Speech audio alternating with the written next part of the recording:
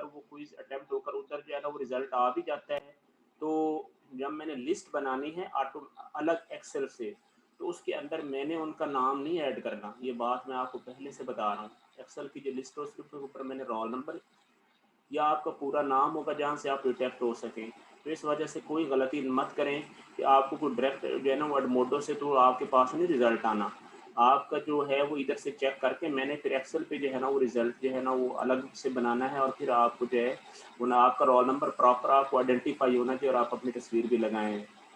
आपने जो है ना वो हरकतें ठीक करनी है। ऐसे स्टूडेंट के लिए मैं ख़ास कह रहा हूँ जो स्टूडेंट किसी भी किस्म के जो है ना वो फ़ज़ूल हरकत के जो है ना वो शौकीन है। काफ़ी सारे स्टूडेंट अच्छे हैं, लेकिन एक आध जो है वो एक जो है ना वो फ़ारिग और आवारा स्टूडेंट की वजह से जो है वो इस तरह की जो है ना वो जो है ना वो बातें जो है ना वो सुनना पड़ती हैं आप सबको।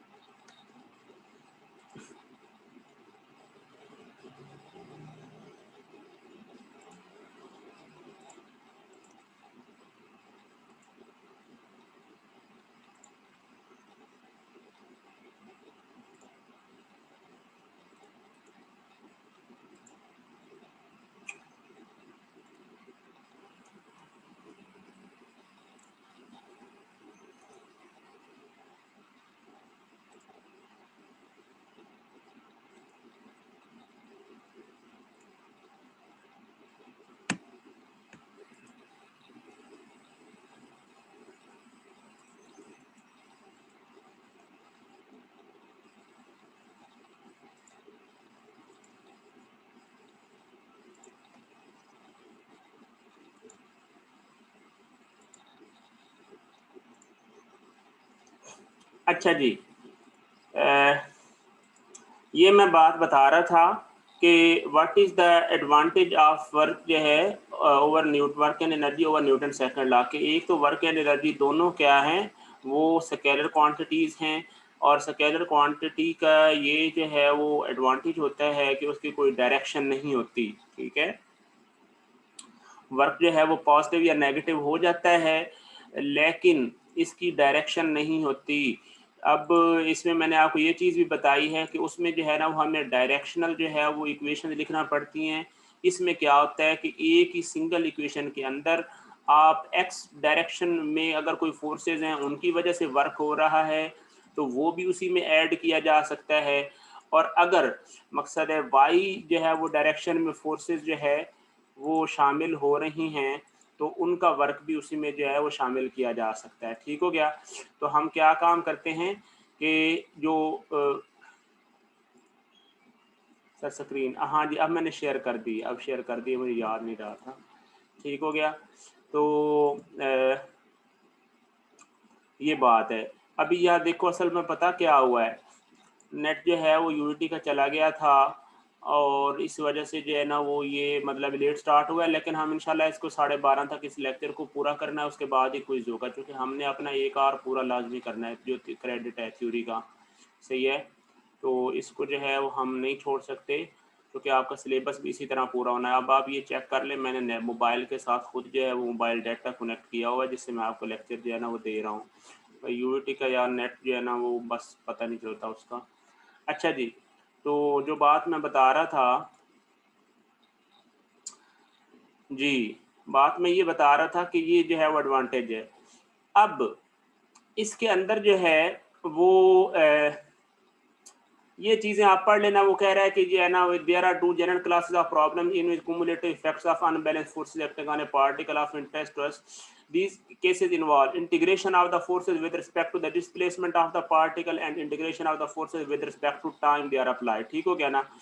तो विद रिस्पेक्ट टू डिस्प्लेसमेंट जब जो है वो आप फोर्सेस का यानी कि लेते हैं, तो इसका मतलब असल में वही है कि आपको पता है कि समेशन ऑफ एफ जो है वो क्या होता है, समेशन ऑफ एफ जो है वो किसके बराबर होता है, वो एम ए के बराबर होता है। ठीक हो गया ना।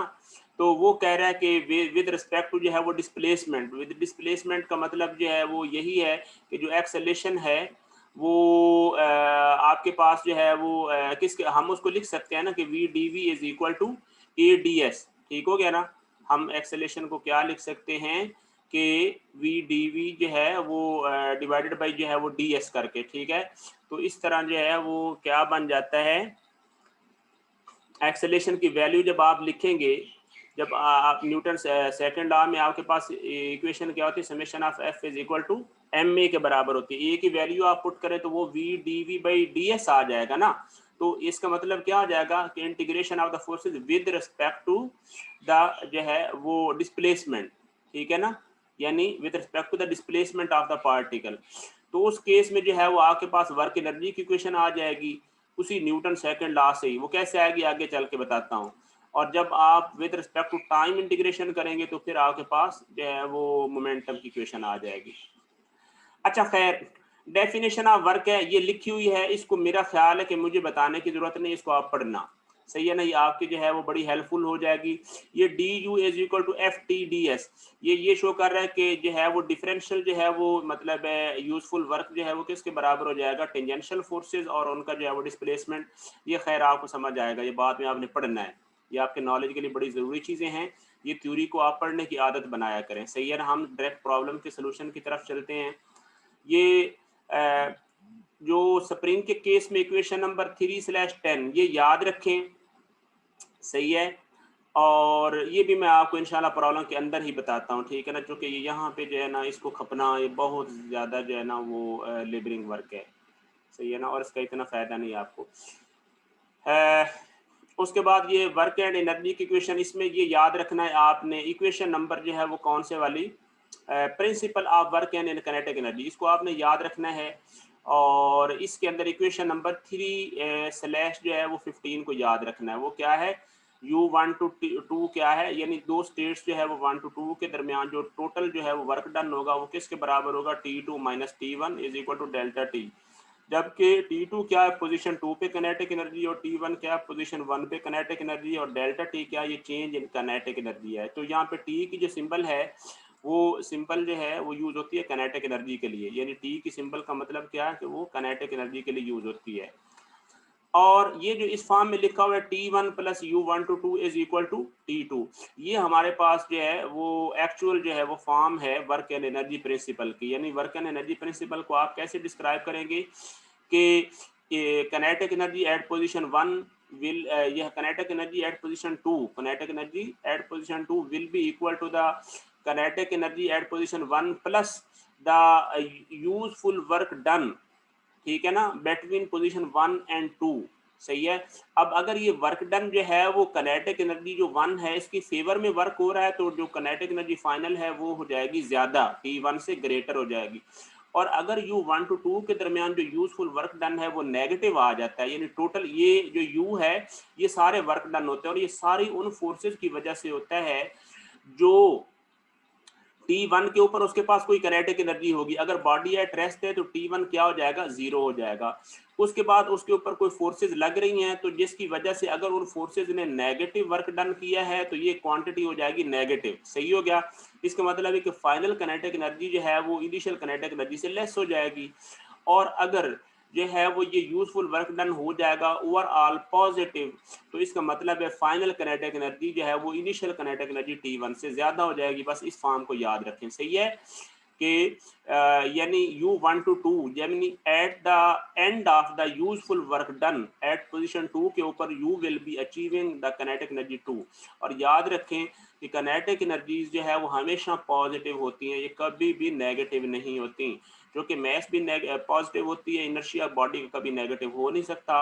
और जो वेलोसिटी का स्क्वायर होता है वो हमेशा क्या होता है, वो पॉजिटिव होता है। लेकिन जो वर्क डन होता है वो पॉजिटिव या नेगेटिव हो सकता है। आगे रह गया पावर का फार्मूला। पावर आप एफएससी में भी जानते हैं कि वो किसके बराबर होती है, P is equal to F dot V, यानी फोर्स और वेलोसिटी का डॉट प्रोडक्ट होता है। ये आपने बस याद रखना कि 1 हॉर्स पावर जो है वो कितनी होती है, ये 746 वाट के बराबर होती है, और ये 1 हॉर्स पावर जो है वो कितने पाउंड फुट के बराबर पर मिनट होती है, ये भी याद रखना। ये कन्वर्जन याद रखनी, एग्जाम में देनी होगी। वन जो है वो यानी वर्क जो है वो यानी किसके बराबर हो जाएगा, वाट, सॉरी, वन जो है वाट की यूनिट जो है 1 जॉल पर सेकंड के बराबर है यूनिट, और हार्स पावर जो है वो ब्रिटिश सिस्टम में वो 33,000 फुट पाउंड पर मिनट के बराबर है। एफिशिएंसी आगे आ जाती है, ये आप पढ़ना जहाँ पे यूज होगी, ठीक है ना। EM यानी टोटल एफिशिएंसी जो है वो किसके बराबर हो जाती है, ये जितनी भी एफिशिएंसीज वगैरह हो, ये कोई एक आध प्रॉब्लम होगा उसमें जो है वो यूज करेंगे। सही हो गया। सैंपल प्रॉब्लम जो है वो 3/1 भी 11 भी आप करेंगे, और 12 भी आप करेंगे, ये मुझसे समझेंगे। 3/13 आप फॉर द टाइम भी छोड़ सकते हैं इसको, सैंपल प्रॉब्लम 3/13 को आप स्किप कर दें, क्योंकि there are more important problem जो है फॉर अस।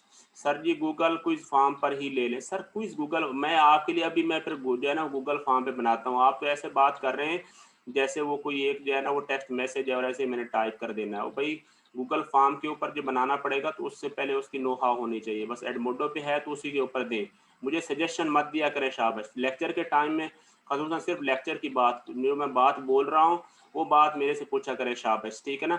कोई भी फजूल क्वेश्चन करेंगे तो मुझे फिर मेरे पास इतना टाइम सोचने का होता नहीं, मैं रिमूव करना पड़ेगा, सही है।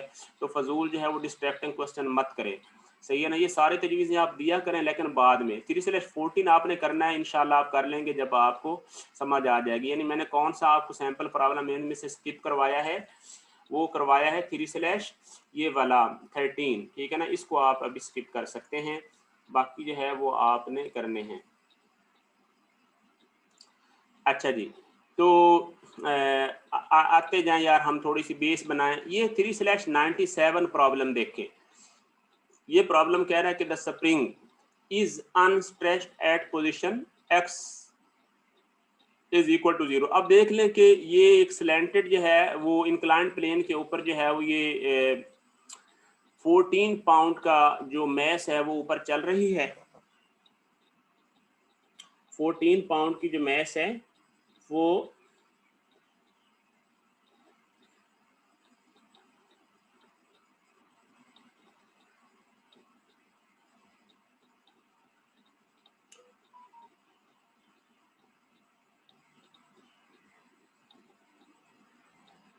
जी 14 पाउंड की मैस जो है वो ऊपर मूव की जा रही है फोर्स P के अंडर। वो कहता क्या है कि under the action of a force P, ये capital P, the cart moves from the initial position x1, वो क्या है -6, यानी इसका मतलब है कि ये हमारी 0 पोजीशन है, जहां पे ये अनस्ट्रेच्ड पोजीशन लिखा हो, ये हमारी पोजीशन क्या है, वो पोजीशन है इक्विलिब्रियम वाली पोजीशन है, ठीक है। और अब इससे x इस तरफ अगर मूव करेगा तो वो पॉजिटिव हो जाएगा, और अगर इस तरफ मूव करेगा नेगेटिव की तरफ तो वो हो जाएगा ये नेगेटिव। अब इसका मतलब ये है कि अगर आप बनाना चाहें, मैं आपको बता देता हूँ।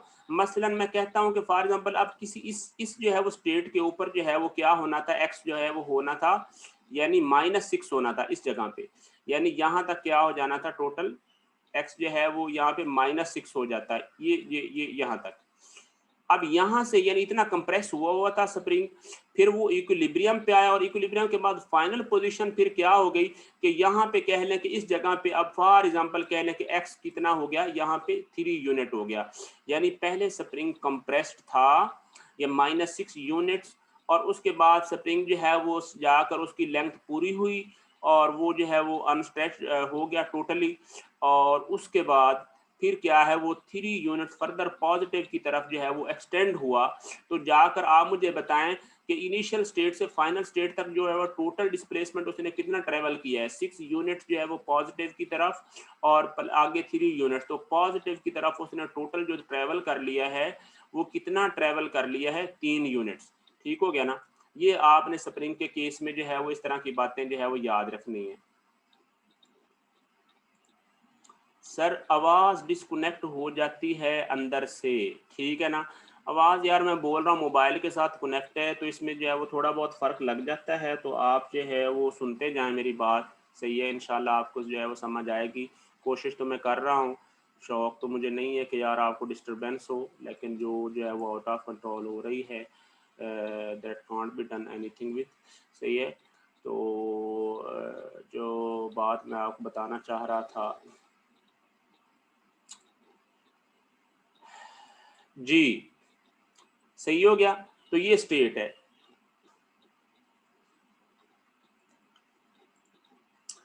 आ जाएंगे 3/97 पे, इसको जो है वो कैसे किया है ये देखें। ये x1 कितना हमारे पास आ गया -6 और x2 कितना आ गया 3 यूनिट। अब इसमें एक चीज याद रखें कि ये जो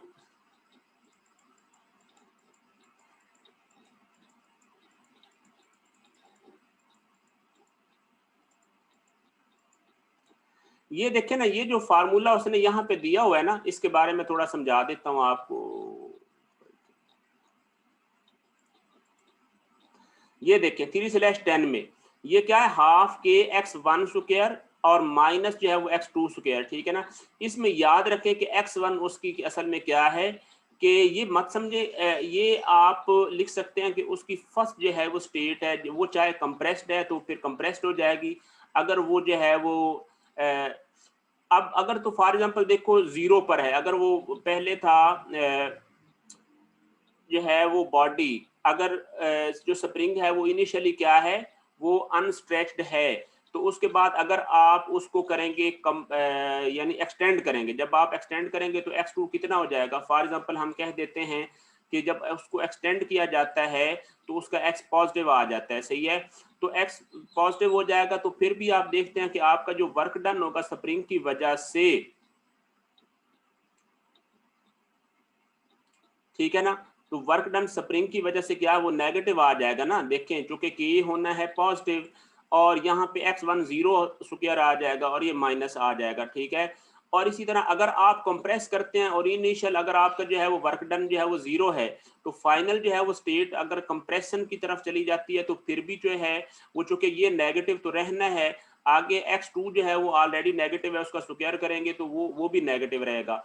यानी एक बात याद रहे कि ये देख लें कि if the initial position is the position of zero spring deformation so that x1 is equal to 0, then the work is negative for any final position x2 not equal to 0। ये बात समझ आ रही ना, ये वाला पैराग्राफ आपके लिए बड़ा इंपॉर्टेंट है और इसको आपने जो है वो क्या करना है,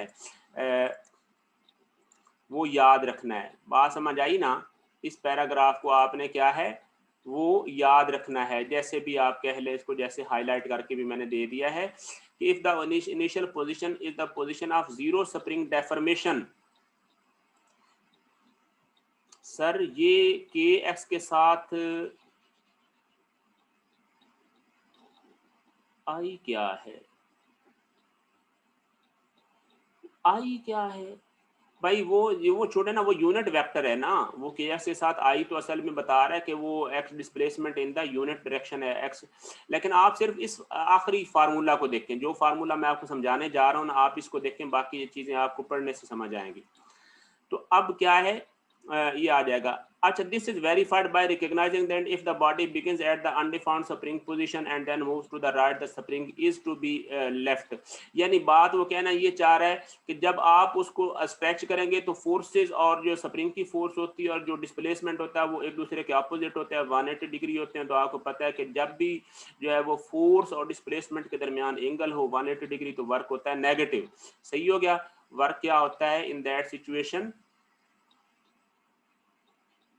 नेगेटिव होता है। ओके, अच्छा जी। और जब जो है वो क्या हो जाता है कि on the other hand if we move from an arbitrary initial position, यानी अगर हम किसी जो है वो अगर बॉडी पहले डिफॉर्म था और हमने उसको जो है वो फॉर एग्जांपल उसकी इनिशियल स्टेट क्या है, x1 जो है वो डिफॉर्म था, मसलन हम कहते हैं कि स्प्रिंग जो है वो ऑलरेडी स्ट्रेच्ड था या ऑलरेडी जो है वो क्या हो गया। अब अगर वो स्ट्रेच था तो अगर वो इक्विलिब्रियम की तरफ आ रहा है तो जो रिस्टोरिंग फोर्स है वो भी क्या है, हमारी इक्विलिब्रियम की तरफ है, और जो हमारा डिस्प्लेसमेंट होगा वो भी इक्विलिब्रियम की तरफ है, तो वो वर्क हो जाएगा पॉजिटिव। ओके, सही हो गया। और बिल्कुल इसी तरह अगर वो पहले कंप्रेस था, ठीक है, कंप्रेस था, तो इन दैट सिचुएशन भी क्या सिचुएशन हो गई कि जब जो रिस्टोरिंग फोर्स है वो भी क्या हो जाएगी, इक्विलिब्रियम की तरफ जो है वो हरकत करेगी, और जो आपका बॉडी है वो भी अब इक्विलिब्रियम की तरफ चल रहा है, तो वर्क हो जाएगा पॉजिटिव। यानी जब भी स्प्रिंग जो है वो दो स्टेट्स के दरमियान लेस डिफॉर्म होता है तो वर्क डन पॉजिटिव होता है, और जब भी वो ज्यादा मोर डिफॉर्म्ड हो जाता है, यानी फाइनल जो पोजीशन 1 होती है वो लेस डेफॉर्मेशन वाली होती है, और जो x2 पोजीशन होती है वो क्या होती है, ज्यादा डेफॉर्मेशन वाली होती है, तो वर्क डन नेगेटिव होगा। लेकिन अगर जो है वो x1 जो है वो ज्यादा जो है वो डेफॉर्मेशन वाली है, और x2 क्या है वो जो है वो लेस डेफॉर्मेशन वाली है, तो इन दैट सिचुएशन जो है वो क्या हो जाएगा, वर्क डन जो है वो पॉजिटिव हो जाएगा। सही है, क्योंकि x1 स्क्वायर है ना, अब ये वाली जो है वो मैग्नीट्यूड या नंबर बड़ा है, ठीक है ना, ठीक है, ये यानी कि ज्यादा जो है वो डिफॉर्म था, और x2 जो है वो फाइनल पोजीशन है और ये लेस डिफॉर्म्ड है, तो साफ जाहिर है इस फार्मूला के जो है वो वैल्यू जब पुट करेंगे तो ओवरऑल रिजल्ट आ जाएगा पॉजिटिव।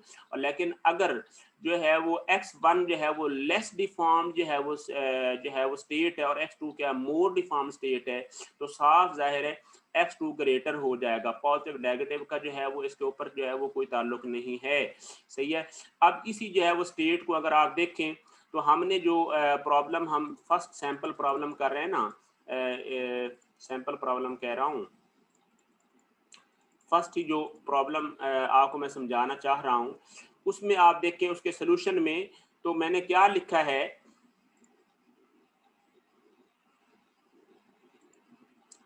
कि x1 जो है वो -6 है, x1 क्या है -6 है, और x2 क्या है वो 3 है।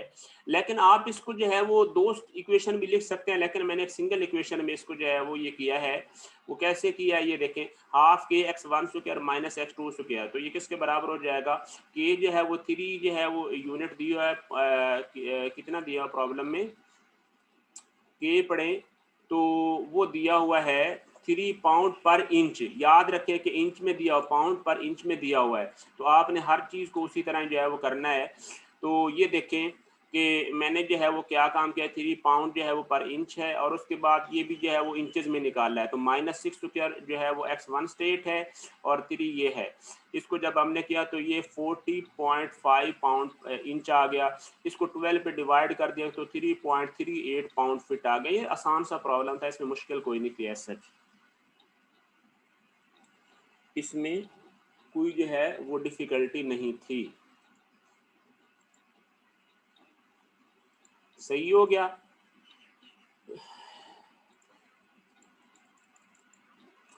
अच्छा जी, चैट में क्या कहता है, सर आवाज़ नहीं आ रही। चलो जी, आवाज़ का तो कुछ नहीं किया जा सकता, बाद में वीडियो सुन लेना।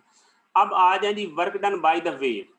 अब वेट की वजह से वर्क डन कैसे होगा वो देखें, तो work done by the weight, अब इसकी देख ले, मैं FBD जो है वो ये देखें कि आपने क्या है उस जगह पे, सर एक दफ़ा इंग्लिश यूनिट कन्वर्जन बता दें। वो बता तो दी हुई है, इंग्लिश यूनिट कन्वर्जन कौन सी है, इंग्लिश यूनिट कन्वर्जन तो मैंने आपको ऑलरेडी बता दी है, पाउंड फुट आप करते रहे हैं उसको। चलें जी, ये देखें कि यहाँ पे हम आप देखें ना, FBD जैसे न्यूटन सेकंड लॉ भी बनाते हैं। आप मुझे बताएं कि जो फोर्स भी अप मूव कर रही है, लेकिन KX रिस्टोरिंग फोर्स इस तरफ हो जाएगी। सही है। अब आपने क्या काम करना है, ये नॉर्मल रिएक्शन बन जाएगा, और अगर 15 डिग्री इंक्लिनेशन का एंगल है तो वेट का नॉर्मल के साथ कितना हो जाएगा, वो 15 डिग्री बन जाएगा। अब आप मुझे बताएं कि जब जो टोटल डिस्प्लेसमेंट हुआ है -6 से लेकर 3 तक, आप मुझे बताएं कि टोटल डिस्प्लेसमेंट उसने कितना ट्रेवल किया है इस डायरेक्शन में, आपका पॉजिटिव है ना, तो ये कितना बन गया, यानी 6 यूनिट भी पॉजिटिव की तरफ है और 3 यूनिट्स भी पॉजिटिव की तरफ है। देखें -6 से वो जा रहा है पार्टिकल 3 की तरफ, तो -6 से पहले जो है वो 0 पे आया, तो वो भी पॉजिटिव हो गया ना, क्योंकि वो मूव तो पॉजिटिव की तरफ कर रहा था। जी ठीक हो गया ना। तो ये बन गया। अब इसी तरह ये टोटल जो है डिस्प्लेसमेंट बन गया 9 इंचेस। तो आप देखें कि वो कैसे बन गया, work done by the weight, वो हो जाएगा ये, वो हो जाएगा माइनस डब्ल्यू। क्यों क्यों माइनस डब्ल्यू? क्योंकि देखें आपका वर्क जो डिस्प्लेसमेंट है वो आप अप द प्लेन पॉजिटिव है, लेकिन जो मूव कर रहा है, क्वेश्चन नहीं करने आपने मुझे जो है वो, अगर कोई ज्यादा ही आपको प्रॉब्लम हो तो आप मुझे वॉइस कर सकते हैं जी, या फिर जो है वो आप चैट में टाइप कर सकते हैं, ठीक है ना? अच्छा, अब मैं जो बात बताना चाह रहा था कि जो आपका ये वाला जो कंपोनेंट है वेट का, वो यानी उसके अपोजिट होगा, तो यानी टोटल जो है वो क्या हो जाएगा, फोर्स नेगेटिव आ गई और ये आपका जो डिस्प्लेसमेंट है वो आ गया पॉजिटिव 9 यूनिट्स। तो वेट मल्टीप्लाई साथ जो है वो कर दिया हमने, वेट जो है वो कितना दिया हुआ है पढ़ें भला, वो बताया हुआ है कि 14 पाउंड है, ठीक है ना? तो 14 पाउंड वेट आ गया, इसको 9 के साथ मल्टीप्लाई किया, 12 के ऊपर फुट पाउंड में कन्वर्ट करने के लिए हमने कर लिया, तो -2.72 आ गया, ठीक हो गया। तो ये जो है वो प्रॉब्लम आपने कर लिया। प्रॉब्लम कौन सा था, ये प्रॉब्लम का नंबर था 3/97। तो ये लें जी 3/97, यानी ये U1-2 स्प्रिंग की वजह से जो वर्क हुआ है वो 3.38 पाउंड फुट है, और वर्क डन बाय वेट जो है वो क्या है, -2.72 है, ठीक हो गया। तो ये आपने जो है वो वर्क डन निकाल लिया है। चैट में क्या लिखता है, चैट में लिखता है sir screen share, sir unmute करें, किसको अनम्यूट करूं भाई? आप नहीं अनम्यूट हो सकते, आप मुझे जो है ना वो वॉइस कर दे शाबाश, तो ज़्यादा इशू पड़ रहा है ना आपको। सर वेट वाले में कौन सा फार्मूला यूज़ किया है? वेट वाले में मैंने कोई फार्मूला नहीं यूज़ किया, इधर कर मैं बताता हूँ यार आपको, क्यों परेशान हो रहे हैं। सही है, ये देखें जो वेट वाले में फार्मूला वही यूज किया है ना, वर्क डन किसके बराबर होता है, वर्क डन होता है फोर्स इनटू डिस्प्लेसमेंट। तो वेट है फोर्स और ये डिस्प्लेसमेंट है, ठीक है ना, final displacement minus initial displacement, तो वो कितना हो जाएगा, ये 3 माइनस जो है वो जो है इनिशियल -6 था, तो ये कितना बन जाएगा, 3 + 6 जो है वो बन जाएगा यानी 9 यूनिट्स, और ये फोर्स जो है वो उसकी जो कि अपोजिट है, तो ओवरऑल वर्क नेगेटिव बन गया, इतनी सी बात है। वेट नेगेटिव क्यों है भाई? देखें जब भी डिस्प्लेसमेंट ऊपर की तरफ हो रहा है ना, तो आपका जो वेट का कंपोनेंट है वो क्या डाउन द प्लेन एक्ट कर रहा है ना, ये देखिए ना वेट का ये कंपोनेंट क्या है, डाउन द प्लेन है, लेकिन ब्लॉक जो है वो फोर्स पी के अंडर ऊपर जा रहा था, तो हमने सिर्फ वेट का वर्क देखना है ना, फोर्स पी का तो वर्क देखना नहीं है। तो इसका मतलब है कि वर्क के जो है वो वेट के इस कंपोनेंट के अगेंस्ट वर्क हुआ है, तो वो नेगेटिव बन गया है। जो कि देखो ग्रेविटी के अंदर जब भी वेट की जो है वो फेवर में वर्क होता है तो वो पॉजिटिव होता है, जब उसकी डिसफेवर में सर फोर्स पी को क्यों नहीं वर्क में ऐड किया, ये आपने बहुत अच्छा क्वेश्चन किया है। वो इस वजह से ऐड नहीं किया कि उसने सिर्फ वेट पूछा है वर्क का, उसने टोटल वर्क नहीं पूछा। अगर वो पूछता कि टोटल वर्क जो है वो कार्ड पे कितना हुआ है, तो हम स्प्रिंग का भी ऐड कर लेते, फोर्स पी का भी ऐड कर लेते और वेट का भी, लेकिन उसने सिर्फ वेट का वर्क पूछा है, तो वो वेट का वर्क नेगेटिव है। फोर्स पी का वर्क साफ सारे पॉजिटिव होगा, और स्प्रिंग का वर्क भी उसके ऊपर जो है वो पॉजिटिव नेगेटिव जो भी ऊपर आ चुका है वो हम उसमें ऐड सब्ट्रैक्ट कर लेते उसी तरह, ठीक हो गया या नहीं हुआ? आपको वैसे भी पता चल गया कि ओवरऑल वर्क जो है वो अगर आप स्प्रिंग का देखें तो ये देखें पॉजिटिव बन जाता है, यानी स्प्रिंग का वर्क जो है वो ओवरऑल कितना बन गया है, वो पॉजिटिव बन गया है, चेक कर लें। और हमारा आंसर भी आप चेक करें, तो ये आप पॉजिटिव नेगेटिव बड़ा जरूरी है, देखें ये पॉजिटिव लिखा हुआ है, तो इसका मतलब है कि ओवरऑल जो स्प्रिंग का वर्क हुआ है वो पॉजिटिव हुआ है। क्यों पॉजिटिव हुआ है, मैं अब आपको इसमें रीजनिंग जो है वो बता देता हूँ। आप देखते हैं कि -6 जो है वो डेफॉर्मेशन थी ना, यानी -6 यूनिट वो कंप्रेस किया हुआ था, तो इसका मतलब है कि जब वो कंप्रेस था, तो जब वो इक्विलिब्रियम की तरफ आया तो वो लेस डिफॉर्म हुआ, तो वर्क हो गया पॉजिटिव, इसका मतलब पॉजिटिव वर्क ज्यादा था। लेकिन फिर इक्विलिब्रियम से जब 3 यूनिट पॉजिटिव वो जो है वो स्ट्रेच हुआ है, तो वो वर्क डन नेगेटिव था, तो वो नेगेटिव वर्क डन की मैग्नीट्यूड थोड़ी थी, और जो पॉजिटिव वर्क डन था उसकी ओवरऑल मैग्नीट्यूड थी ज्यादा। तो ओवरऑल वर्क जो है बच गया, नेट वर्क डन वो कितना बन गया स्प्रिंग का, वो पॉजिटिव बन गया।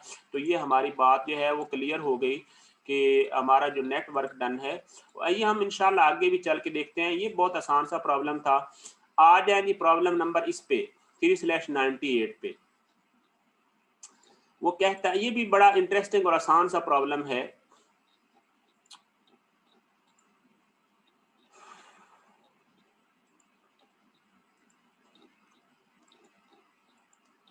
जी, ये क्या है, वो कहता है कि the small cart has a speed of, ये खत्म हो रहा है। The small cart has a speed of va 4 metre per second as it passes point A.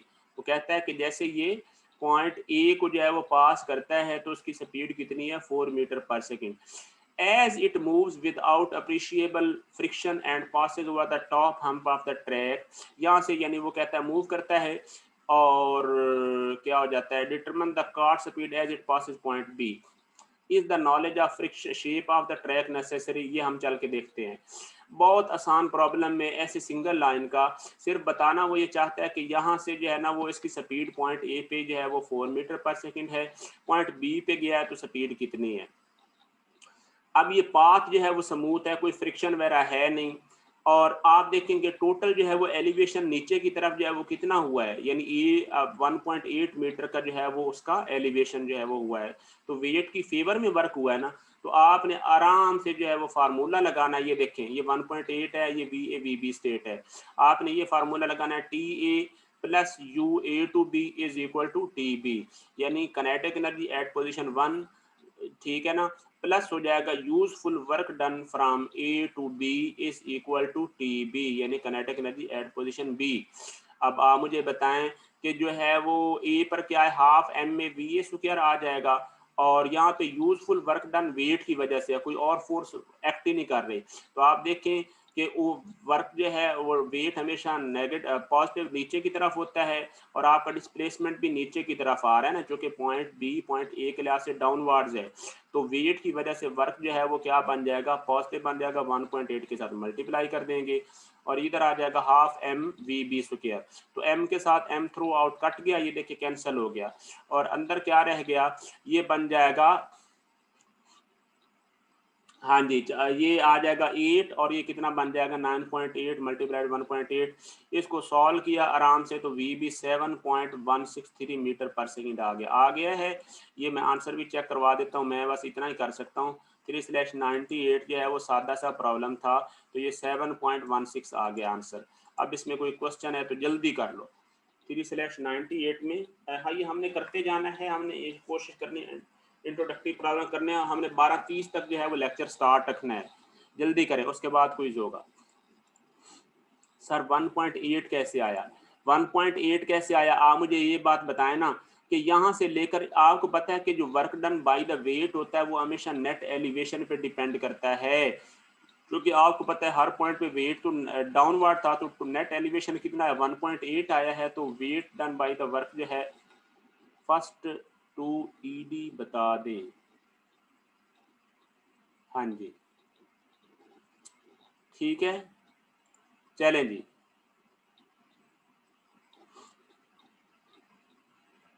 Sir अभी तो y के अलोंग एलिवेशन दी है, पर अगर x के अलोंग डिस्प्लेसमेंट दिया हो तो फिर u कैसे निकलेगा, वो जब निकलेगा वो बता दूंगा ना। उस अगर देखो u हॉरिजेंटल के अलोंग कोई फोर्स दी होगी ना फिर ही वर्क निकलेगा ना, अगर फोर्स है ही कोई नहीं हॉरिजेंटल के अलोंग तो फिर कैसे निकलेगा। चलें जी, ये प्रॉब्लम जो है वो समझ आए, यानी इसमें वर्क डन सिर्फ वेट की वजह से जो है ना वो एनर्जी हुई है, और वो फाइनल स्पीड इंक्रीज हुई है 7.163। तो इसका मतलब आप मुझे एक बात बताएं, इसके अंदर कहीं कोई जो है वो ट्रैक की कोई शेप या कोई फार्मूला इसके अंदर आया है कि उसका पाथ कौन सा है। आपने बस वेट का जो वर्क होता है ना वो हमेशा नेट एलिवेशन पे डिपेंड करता है, वो शेप पे वर्क की जो है वो पाथ पे डिपेंड नहीं करता, वो पाथ की जो है वो शेप पे डिपेंड नहीं करता। वेट वर्क वेट की वजह से जो वर्क डन होता है, यानी work done because of the weight does not depend upon the shape of the path। सही हो गया, that only depends upon the net elevation, कि चेंज कितनी आई है तो उस पर डिपेंड करता है। तो इस वजह से शेप ऑफ जो है वो उसका जो नॉलेज है दैट इज अननेसेसरी। जिसने कहा कि is the knowledge of the shape of the track necessary, तो आपने लिख देना नो, ठीक है ना, वो जरूरी नहीं है, क्योंकि वो नेट एलिवेशन पे डिपेंड करता है। अब वो बेशक ऐसे जिगजैग करके भी जो है ना वो इस पॉइंट पे पहुंच जाता, फिर भी नेटवर्क डन यही होना था। ओके, आ जाए जी 3/99 पे, ये भी बड़ा इंटरेस्टिंग प्रॉब्लम है, मुश्किल नहीं है। वो कहता है कि in the design of A spring bumper for a 3500 pound car is desired it is desired to bring the car to a stop from a speed of 5 miles per hour in a distance of equal to 6 inches of spring deformation. Specify the required stiffness K for each of the two springs behind the bumper. यहाँ पे जो है ना ये spring, ये देखें, ये आपको पिंक से कलर में ये शो भी किया हुआ है, मैं जूम करके दिखाता हूँ। ये देखें, ये अंदर जो है वो स्प्रिंग दिखा बम्पर में। वो कहता है कि इसका जो है वो टेस्ट कर रहा था। Specify the required stiffness for each of the two springs. तो आपने क्या काम करना है, दो स्प्रिंग्स आपस में पैरेलल में लगे हुए हैं, आपने हर स्प्रिंग की देखना है कि स्टिफनेस कितनी है। The springs are undeformed at the start of the impact. तो वो ये कहना चाह रहा है कि स्टार्ट ऑफ द इम्पैक्ट पर वो क्या है, वो अनस्ट्रेच्ड हैं, अनडिफॉर्म्ड हैं। तो आप मुझे एक बात बताएं कि अगर वो स्टार्ट में अनडिफॉर्म्ड हैं तो उसके बाद जो है वो साफ ज़ाहिर है जब मैक्सिमम जो है वो डिफॉर्म नहीं, मैक्सिमम नहीं 6 इंच तक, वो कहता है कि यानी 6 इंच तक जब वो डिफॉर्म हुए हैं तो इसका मतलब है डेफर्मेशन इंक्रीज हुई। जब डेफर्मेशन हुई है इंक्रीज, जब डेफर्मेशन इंक्रीज हुई है तो इसका मतलब क्या हो गया कि वर्क डन ओवरऑल नेगेटिव हुआ ना। यानी अगर देखें कि डेफर्मेशन जो है वो इनिशियल थी 0, अनस्टेट था, फाइनल डेफर्मेशन होगी ज़्यादा, तो इसका मतलब है वर्क डन क्या हो जाएगा, नेगेटिव हो जाएगा, क्योंकि x1 0 हो जाएगा और जो x2 है वो आपका यानी कि 6 आ गया। तो ये आ गया। अब आपने यूं समझे कि एक ही स्प्रिंग है, एक ही स्प्रिंग जो है वो लगा हुआ है जो कि दोनों पैरेलल में है ना, तो एक ही स्प्रिंग आप एज्यूम कर लें। उसके बाद जब उसका जो है वो वैल्यू आ जाएगी स्टिफनेस की, उसको 2 पे डिवाइड कर दें तो हर एक जो है वो 2 स्प्रिंग्स की बराबर बराबर जो है ना वो आ जाएगी। सही है, कैसे होगा ये देखें कि इसको मैंने यहाँ पे ये देखें डायरेक्ट किया, FBD बनाने की जरूरत ही नहीं है। आपने फार्मूला क्या लगाया, T1 plus U1 is equal to T2। अब फार्मूला पहले लगाया कि हाफ m1 v1 स्क्वायर, तो आपने क्या है m कितना बन गया 35 पाउंड, उसका वेट है 32.2 पे डिवाइड किया, ये मैस बन गई। सही है ना, ब्रिटिश सिस्टम में चूंकि हमेशा वेट दिया होता है तो आपने उसके 32.2 पे डिवाइड करना, गलती से भी 9.81 पे ना डिवाइड कर बैठना। आगे आ गया वेलोसिटी, वेलोसिटी कितनी है, वो है जी 5 माइल। बताएं इसको फिट पर सेकंड में कन्वर्ट करें तो कितना हो जाएगा, 5280 डिवाइड बाई 3600, ये आगे आ गया जी useful work done by the spring, ये प्लस यू स्प्रिंग, वो कैसे है, वो आ जाएगा हाफ के एक्स स्क्वायर। अब इनिशियल जो है वो 0 है और माइनस क्या है, वो है आपका 6 इंचेस है। तो इसको भी याद रखें ना, चूंकि ये फिट में है ना काइनेटिक एनर्जी सारी, तो इधर भी जो है वो आप क्या 6 इंचेस को फीट में कन्वर्ट कर लेंगे। सर ये सारे प्रॉब्लम करने हैं यार, चलो जी फिर फजूल क्वेश्चन कर रहे हैं ना, आप पहले करते तो जाएं। तो 6/12 आ जाएगा। सही है, तो इसको फिट में कन्वर्ट कर लिया। अब आप मुझे बताएं कि जो फाइनल है वो कहता क्या है कि it is desire to bring the car to a stop. वो कहता है कि 6 इंच पर कार को रोक देना है जाकर। तो इसका मतलब है जब कार रुक जाएगी तो इसकी वेलोसिटी 0 हो जाएगी, फाइनल वेलोसिटी। तो ये देख लें हाफ mv2 स्क्वायर 0 हो जाएगा, तो इसका मतलब फाइनल क्या काइनेटिक एनर्जी 0 हो गई।